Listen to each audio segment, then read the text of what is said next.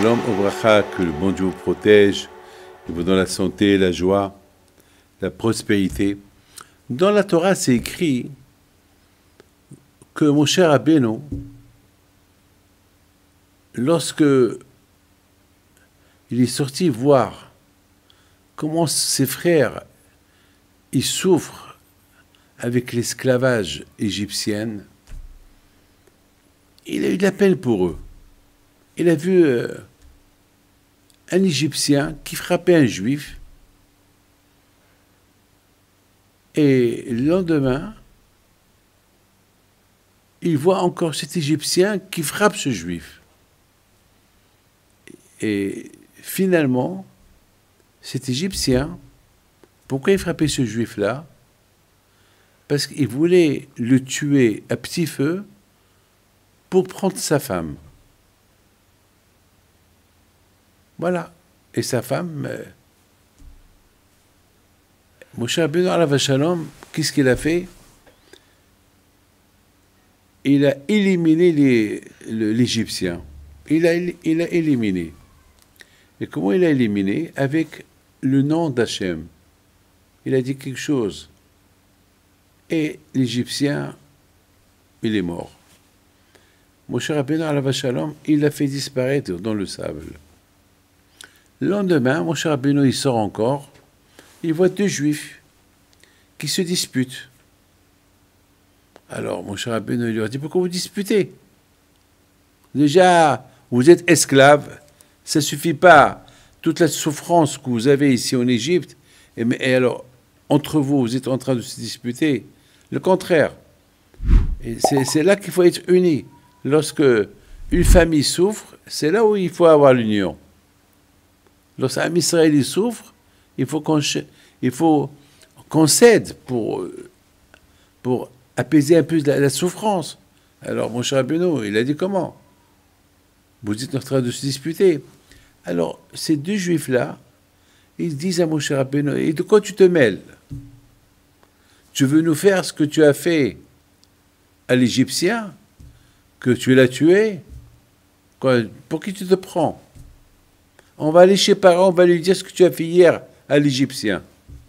Mon cher Rabbeinu alav shalom, il a écouté ça, il a dit, oh là là, maintenant je comprends pourquoi vous souffrez, parce que il y a la médisance entre vous, il n'y a pas d'union entre vous. Vous voulez aller rapporter à Pharaon ce que j'ai fait à l'Égyptien, mais si hier j'ai puni l'Égyptien, parce que chaque jour il allait violer la femme de votre ami, et voulait le tuer à petit feu pour lui prendre sa femme. Et vous êtes en train de non seulement de se disputer, mais vous voulez aller chez Pharaon pour lui rapporter ce que j'ai fait. Ah mais toi, je comprends. Je comprends pourquoi vous souffrez. Et je comprends. Vous avez oublié que Yaakov Avinu, il a dit que si on veut surmonter l'exil, si on veut surmonter les épreuves, c'est avec Ahdout, avec l'union. Et là, je ne vois pas qu'il y ait d'union. Maintenant, il y a un de mes élèves qui m'a posé une question. Il m'a posé une question. Il m'a dit, Rabbi David, je ne comprends pas. La veille, lorsque Moshe Rabbeinu, il a voulu punir l'Égyptien, c'est écrit Vaïfin Kovako. Ça veut dire que Moshe Rabbeinu, il a vu jusqu'à la fin de toutes les générations, est-ce que cet Égyptien-là, un jour, il va sortir de lui quelqu'un qui va être un bon monsieur? Il a vu, mon cher Rabbeinu, que rien de bon qui va sortir de cet Égyptien. Alors, c'est pas la peine de le laisser vivant. Il n'y a rien. Il y a tous ses descendants, ça va être que des gangsters, des gens qui vont faire que du mal. Alors, il faut l'éliminer. Ah, maintenant, ce monsieur m'a posé une question.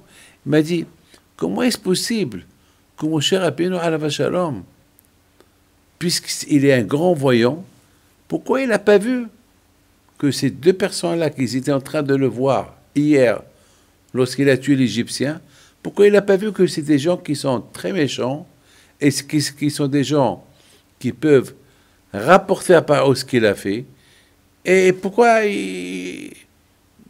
et alors, mon cher Rabbeinu, il va faire attention. Il ne va pas punir cet Égyptien devant ces gens-là. Puisque voilà, Moshe Rabbeinu, il a puni cet Égyptien devant ces deux Juifs-là. Et voilà, ces deux Juifs-là, ils sont prêts à lui faire du mal. Alors pourquoi, depuis la veille, pourquoi Moshe Rabbeinu, il n'a pas fait attention? Alors je lui ai donné une belle réponse. J'ai dit que les tzadikim, jamais ils voient le mal de l'autre. Vous savez, il y a un rabbin qui l'a dit, pourquoi le bon Dieu nous a donné deux yeux? Pourquoi on n'a pas un seul œil? Il répond que Hachem nous a donné deux yeux, un œil pour toi, pour voir ce que tu as besoin, et l'autre œil pour voir ton prochain, qu'est-ce qu'il a besoin. Et c'est beau ça. Vous êtes chez vous à la maison. Eh ben, un œil pour toi, l'autre œil pour voir qu'est-ce que ta femme elle a besoin, qu'est-ce que tes enfants ils ont besoin. Alors Moshe Rabbeinu alav shalom, lui, avec ses deux yeux, il voyait que le prochain. Il voyait qu'est-ce que les gens, qu'est-ce que les autres, ils ont besoin. En quoi il peut les aider.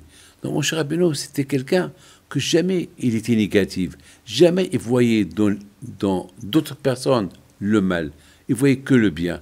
Et c'est la raison pourquoi Moshe Rabbeinu alav shalom, il s'est permis de punir cet Égyptien qui faisait du mal à ce Juif-là et à sa femme qui violait chaque matin.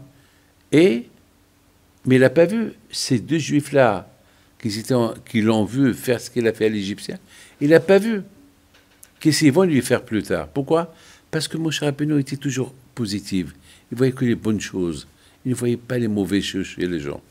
C'est quelque chose à apprendre. Que le bon Dieu vous protège, il vous donne la santé et que chacun de nous, il apprendra à voir que le bon du prochain et pas le côté mauvais. Pour que des fois on se dispute. Oui, ma femme m'a fait ça. Oui, ma femme m'a fait ça. D'accord. Il n'y a pas que ça que tu as fait. Tu as fait aussi des bonnes choses. Alors, regarde aussi les bonnes choses que tu as fait. Ne vois pas que les mauvaises choses que tu as fait. Allez, à très bientôt. Que le bon Dieu vous protège. Amen.